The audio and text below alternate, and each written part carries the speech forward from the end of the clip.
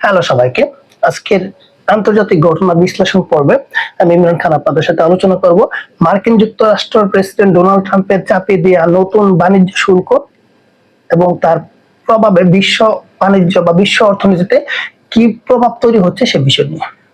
Viewers, আপনারা জানেন যে গত এপ্রিলে গত এপ্রিলে মার্কিন যুক্তরাষ্ট্রের প্রেসিডেন্ট বিশ্বের প্রায় 170টিরও উপরে দেশের মধ্যে নতুন করে 20 থেকে শুরু করে প্রায় 40, 50, 60, 70, 80% বিভিন্ন দেশের উপর বিভিন্ন রকম শুল্ক আরোপ করেছে। অর্থাৎ তাদের রপ্তানির উপরে অতিরিক্ত শুল্ক আরোপ করেছে। অর্থাৎ আমি যদি বাংলাদেশ থেকে আমেরিকাতে নতুন করে কোনো পণ্য রপ্তানি করতে যাই, সেটার জন্য আমাকে বাংলাদেশের উপর যেটা তৈরি করেছে সেটার জন্য 37% দিয়েছিল।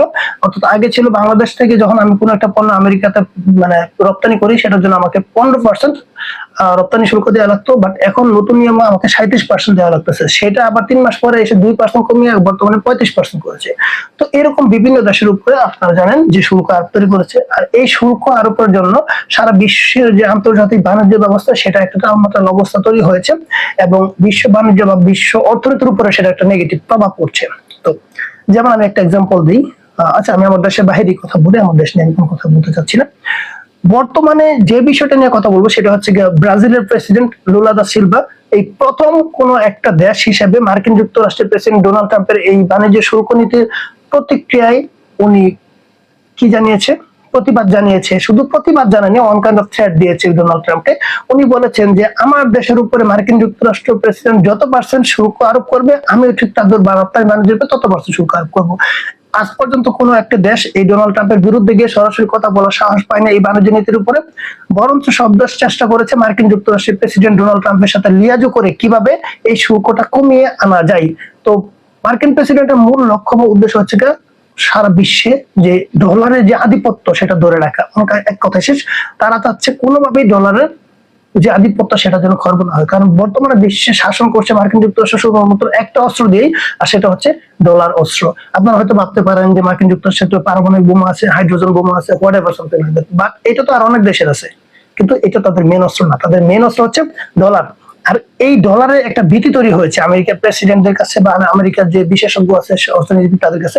কারণ আপনারা জানেন গত বছর ব্রিক্স এর যে সম্মেলন ছিল, ব্রিক্স এর সম্মেলন বা ব্রিক্স সদস্যভুক্ত দেশদের একটি, ব্রিক্স আপনারা জানেন আলাদা একটা জোট, সেটা অর্থনৈতিক বা বাণিজ্যিক জোট, সেটা রাশিয়ার নিয়ন্ত্রণে চলে বা চীনের নিয়ন্ত্রণে চলে। হ্যাঁ, ব্রিক্স সদস্যভুক্ত দেশ ছিল প্রথমে 4টা, পরে 5টা, এখন বর্তমানে 11টি। তো কেন কথাগুলো আসছে সেটা বলি। ব্রিক্স সদস্যভুক্ত দেশ যারা, সেটা হচ্ছে রাশিয়ান পন্থী বা চীন পন্থী, আর আমেরিকান পন্থী হচ্ছে ডলার নিয়ে কাজ করে। তো ব্রিক্স সদস্যভুক্ত দেশ যখন বুঝতে পারলো যে আমেরিকার আধিপত্য সারা বিশ্বে যদি খর্ব করতে চায়, তাহলে আমাদেরকে অবশ্যই কি করতে হবে, এই ডলারের আধিপত্য মার্কেট থেকে কমাতে হবে।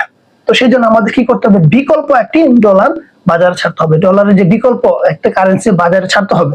আর তাহলে কি হবে যে আমরা যদি ডলারে সেটা বাণিজ্য না করি, সাপোজ 20টা বা 50টা দেশ নিয়ে যদি একটা নতুন মুদ্রা চালু করে, সেই মুদ্রা দিয়ে যদি তারা বাণিজ্য লেনদেন করে, তখন কিন্তু আমার ডলারের প্রয়োজন পড়ছে না। আর ডলার যখন প্রয়োজন পড়বে না, তখন আমার এই ডলারের দাম কমবে না বললো উই ডোন্ট কেয়ার বা আই ডোন্ট কেয়ার। ওকে, তো আবার মার্কিন যুক্তরাষ্ট্রের সবচেয়ে বড় ভয় হচ্ছে এটা যে যদি ব্রিক্স জোটভুক্ত দেশগুলো নতুন একটা কারেন্সি বাজারে নিয়ে চলে আসে এবং সেটা দিয়ে যারা যদি আন্তর্জাতিক বাণিজ্য লেনদেন করে, তাহলে কিন্তু মার্কিন যুক্তরাষ্ট্র অনেকটা ধরা খেয়ে যাবে।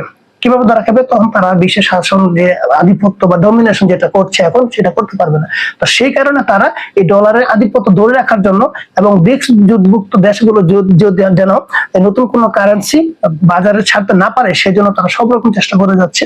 আর এই জন্য তারা সমস্ত বিশ্বকে একটা আতঙ্কের মধ্যে রেখে দিয়েছে। বিশেষ করে যেসব দেশের সাথে তাদের বাণিজ্য লেনদেন হয়, তাদেরকে একটা ভয়ের মধ্যে রেখেছে এবং তাদেরকে একটা চাপে রেখেছে। মূলত এই চাপে রাখার জন্য মার্কিন যুক্তরাষ্ট্রের প্রেসিডেন্ট ডোনাল্ড ট্রাম্প নতুন এই বাণিজ্য শুল্ক নীতি তৈরি করেছে এবং সব দেশের উপর অতিরিক্ত শুল্ক বসিয়ে দিয়েছে। গোপাল বাড়ি যেরকম মন্ত্রী কি করতে প্রচুর পরিমাণে বা দ্বিগুণ তিনগুণ খাজনা আদায় করতো, ঠিক তেমনই মার্কিন যুক্তরাষ্ট্র প্রেসিডেন্ট ডোনাল্ড ট্রাম্প এই প্রত্যেকটা দেশের উপরে অতিরিক্ত শুল্ক আরোপ করে সবগুলো দেশকে একটা চাপের মুখে রেখেছে, যেন সবাই মার্কিন যুক্তরাষ্ট্রের এই শুল্ক নিয়ে ব্যস্ত থাকে এবং অন্যদিকে যেন তারা ডাইভার্ট হতে না পারে, ব্রিক্স টিক্স নিয়ে আবার যেন তাদের সময় না থাকে। তো এইটার প্রেক্ষিতে এখনো পর্যন্ত কোনো দেশ কি করতে পারেনি, কোনো প্রতিবাদ করতে পারেনি। But for the first time Brazilian president Lula da Silva এটা প্রতিবাদ করেছে এবং প্রতিবাদ না ছাড় দিয়েছে। উনি বলেছে আমার দেশ স্বাধীন দেশ, আমার দেশের সিদ্ধান্ত আমি নিব। আমার দেশের উপর যদি কোনো দেশ অতিরিক্ত শুল্ক আরোপ করে এবং আমি ঠিক তাদের উপর ততটুকু শুল্ক আরোপ করবো, এবং এটা নিয়ে তাদের কংগ্রেসে একটা আইন পাশ হয়েছে। হ্যাঁ, তো এই জন্য এই লুলা দা সিলভা এইটা প্রতিবাদ শুরু বলেছে। শুধু এটা না, উনি বলেছে উনি প্রয়োজনে যুক্তরাষ্ট্রের মার্কিন প্রেসিডেন্টের এই অবৈধ নীতির কারণে উনি ওয়ার্ল্ড ট্রেড অর্গানাইজেশন বা আন্তর্জাতিক বাণিজ্য সংস্থায় উনি অভিযোগ করবেন। আমার কথা হচ্ছে এর আগে তো অনেকগুলো দেশের উপরে এই যে শুল্কটা নীতিটা প্রয়োগ করেছে, কেউ তো প্রতিবাদ করেনি। তাহলে লুলা দা সিলভা কেন প্রতিবাদটা করলো? এখন বলছি। লুলা দা সিলভা হচ্ছে মূলত রাশিয়ানপন্থী প্রেসিডেন্ট বা ভ্লাদিমির পুতিনের শিষ্য, কথাই শেষ, মানে ফ্যান। এবং চীন, রাশিয়া এবং ব্রাজিল তারা একসাথে, সাউথ আফ্রিকাও আছে। ভারতকে আমি বিশ্বাস করি না, ইন্ডিয়াকে বিশ্বাস করি না। ইন্ডিয়া হচ্ছে অনেকটা লিয়াজু করে চলে, তারা যখন প্রয়োজন রাশিয়ার সাথে চলে, আবার যখন প্রয়োজন মার্কিন যুক্তরাষ্ট্রের সাথে চলে। তো ইন্ডিয়া এখানে আমি বিলিভ করি না রাশিয়ান পন্থীর সাথে। রাশিয়ান পন্থীকে আমি স্ট্রংলি বিলিভ করি চীন, ব্রাজিল ওদেরকে। কারণ ব্রাজিলের যে পূর্বে প্রেসিডেন্ট ছিল বলসোনারো, এই বলসোনারো ছিল আবার ট্রাম্প প্রেমিক বা ট্রাম্পের ভক্ত ছিল। তো ট্রাম্প থেকে বেরিয়ে এসে এখন লুলা দা সিলভা আবার কিন্তু সে হচ্ছে আবার পুতিন প্রেমিক। তো এই যে সাহসটা লুলা দা সিলভা কোথায় পেলো মার্কিন যুক্তরাষ্ট্রের প্রেসিডেন্টকে থ্রেট দেওয়ার জন্য? এই সাহসটা হচ্ছে আমি বলি কোথা থেকে পেয়েছে। গত 2-3 দিন আগে এই ব্রাজিলেই ব্রিক্স এর সম্মেলন হয়েছে, ব্রিক্স এর 17তম সম্মেলন বা 17তম বা 17th যে সামিটটা হয়েছে, সেখানে কিন্তু এই Brazil, Russia, China, south Africa সহ বিভিন্ন দেশ অংশগ্রহণ করেছিল। যদিও এইবার ব্রিক্স এর সামিটে রাশিয়ান প্রেসিডেন্ট সরাসরি অংশগ্রহন করেননি, কারণ আপনারা জানেন তার উপর আইসিসির যে গ্রেফতারি পরোয়ানা আছে, এবং চীনের প্রেসিডেন্ট শি জিনপিং অংশগ্রহণ করতে পারেনি। সেই জন্য তাদের প্রাইম মিনিস্টার লি রিজিয়াংকে অংশগ্রহণ করতে পাঠিয়েছিল। ইরানের প্রেসিডেন্ট মাসুদ পেজেশকিয়ান যাননি, কারণ তার দেশের একটু আপনারা জানেন ইসরায়েল যুদ্ধের পর থেকে একটু সমস্যা চলছে, যার কারণে উনি যাননি।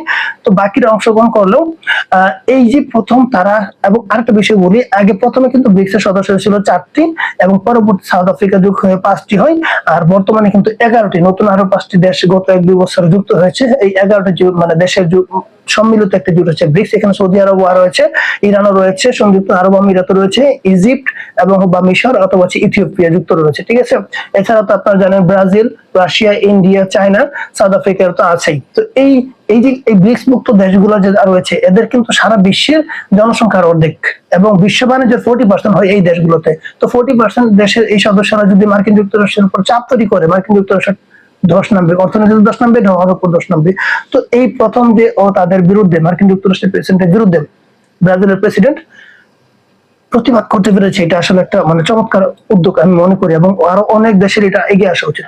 আর কারণ কি জানেন, এই মার্কিন যুক্তরাষ্ট্র কিন্তু রিয়েল বা রেয়ার আর্থ যেটাকে বলা হয়, হ্যাঁ, রেয়ার আর্থ বা একটা বিরল খনি বলা হয়, এটা মূলত তাদের প্রযুক্তি পণ্য যেগুলো আছে, প্রযুক্তি প্রতিষ্ঠানের জন্য সবচেয়ে ইম্পর্টেন্ট লাগে, সেটা হচ্ছে যে চীন থেকে নিয়ে আসতো এবং ব্রাজিল থেকে। আর চীন সম্ভবত কিছুদিন আগে সেই পণ্যগুলো বা খনিজগুলো মার্কিন যুক্তরাষ্ট্রের রপ্তানির উপর নিষেধাজ্ঞা জারি করেছে, যার কারণে এখন মার্কিন যুক্তরাষ্ট্র বাধ্য হয়ে এই বিরল খনিগুলো হচ্ছে আপনার ব্রাজিল থেকে আমদানি করতেই হবে। আর যেহেতু আমদানি করতে হবে, ব্রাজিলও সেই সুযোগে তাদের উপর অতিরিক্ত কর বসাতে পারবে। হ্যাঁ, তো এটা কিন্তু ডোনাল্ড ট্রাম্পের মাথায় রাখতে হবে। তো এরকম আরো অনেক দেশ যদি, ব্রাজিল সহ আরো অনেক দেশ যদি মার্কিন যুক্তরাষ্ট্রের উপর পাল্টা শুল্ক আরোপ করে অতিরিক্ত, তখন কিন্তু মার্কিন যুক্তরাষ্ট্রের প্রেসিডেন্ট ডোনাল্ড ট্রাম্প বাধ্য হয়ে তাদের যে শুল্ক নীতি সেখান থেকে পিছু হতে বাধ্য হবে। আমি মনে করি এরকম আরো কিছু দেশের এগিয়ে আসা উচিত, যারা মার্কিন যুক্তরাষ্ট্র ডিপেন্ডেবল না, বা ডিপেন্ডেন্সি থেকে যদি বের হতেও চায়, তারপরে বাই ডলার যে আধিপত্য থেকে বের হতে চায়, মার্কিন যুক্তরাষ্ট্রের যে আধিপত্য থেকে বের হতে চায়, তাদেরকে অবশ্যই এইভাবে আস্তে আস্তে প্রতিবাদ জানাতে হবে এবং আন্তর্জাতিক সংস্থা সংগঠনের সাথে মিলেমিশে লিয়াজু করে চলতে হবে। যদিও সংস্থা সংগঠনগুলো এগুলো ডোন্ট কেয়ার, এগুলো আমেরিকার মানে আমি বলি পোষা, ঠিক আছে। যাই হোক, তো তারপর আমি ব্রাজিলের প্রেসিডেন্টকে ধন্যবাদ জানাবো আমার ব্যক্তিগত পক্ষ থেকে, এই প্রথম প্রতিবাদ জানাতে পেরেছেন। শুধু ব্রাজিল না, আমাদের বাংলাদেশের উনি রানা প্লাজার আগে বাংলাদেশে যে গার্মেন্টস সেক্টর সহ বিভিন্ন পণ্য আমেরিকাতে রপ্তানি হতো, তখন আমরা বিনা শুল্কে, অর্থাৎ কোন রকম শুল্ক ছাড়া আমেরিকাতে পণ্য রপ্তানি করতে পারতাম। অর্থাৎ 100 কোটি টাকা পণ্য বিক্রি করলে আমরা 100 কোটি টাকা পেতাম। কিন্তু রানা প্লাজা দশের পর ওনারা বিভিন্ন অজুহাত দেখিয়ে সেটার উপরে জিএসপি সুবিধা আমাদের উপর বসিয়ে দিয়েছে, যার ফলে আমাদের কাছ থেকে 15% শুল্ক নিত। অর্থাৎ 100 কোটি টাকা যদি আমরা তাদের দেশে রপ্তানি করতাম, 15 কোটি টাকা তাদেরকে দিয়ে দিতে হতো শুল্ক হিসেবে। বাট সেটা রিসেন্টলি বসিয়ে কত করেছিল, 37 অর্থাৎ 37% শুল্ক করেছিল, সেটা গত 3 মাসে কমিয়ে মাত্র 2% কমিয়ে এখন 35% করেছে, এবং এই 35% থেকে যেন কমে আমাদের সরকার তাদের সাথে ডিসকাশন করছে যাতে কমানো যায়।